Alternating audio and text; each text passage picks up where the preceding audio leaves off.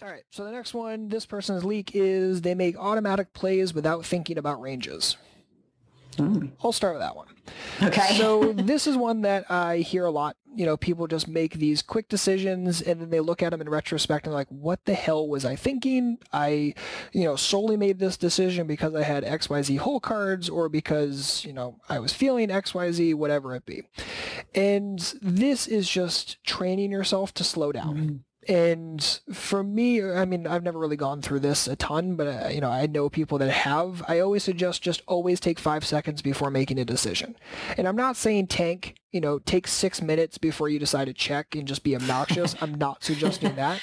Do not do that. Right. Don't be that person. But honestly, like if you just always take 5 seconds, 5 seconds is super reasonable, right? And it gives you enough time to think, make a decision, and then act upon it. And actually, if you always take 5 seconds, you're not really going to be given any timing tells away either.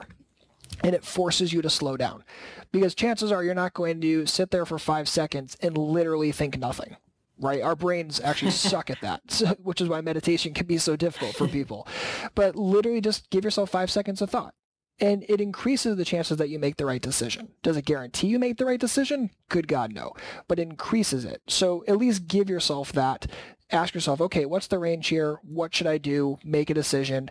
And then remember that so that when you study the hand later, you can go back and say, okay, well, I made a good decision here or a piss poor decision here, not based on results, based upon actual poker logic. And then if you need to study the spot, go study the spot.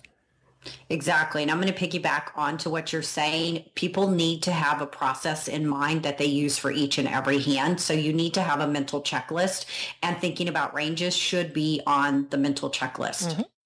So that's what you should be going through in your 5 second, 10 seconds at the maximum, people. Yeah. Or I'm going to call a shot clock on you. But anyway, having, knowing that every single time I'm going to be looking at, what their VPIP is, putting them on the range based off their position and any other factors that might be relevant. Just go through that list every single time, every single hand. Yep. And then you'll be good. Exactly. And those questions should really be, what's their range? How does their range hit the board? If applicable, does my range matter? And then the real big question is, how are they going to make the most amount of mistakes? And what's the best play based upon all that?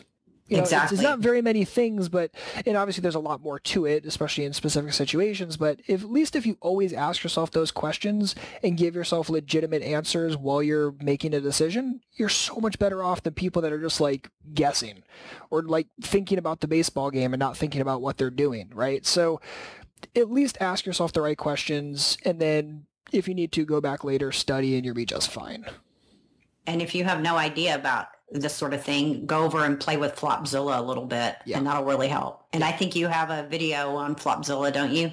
Yeah, I have a YouTube one that's free. I think I have 2 YouTube ones on Flopzilla that are both free. One's very short, one's like a half hour, 40 minutes. But learning how to use Flopzilla well, we definitely, pretty much, I think all of us, all the red chippers use Flopzilla extensively. So definitely suggest checking that piece of software out if you're interested.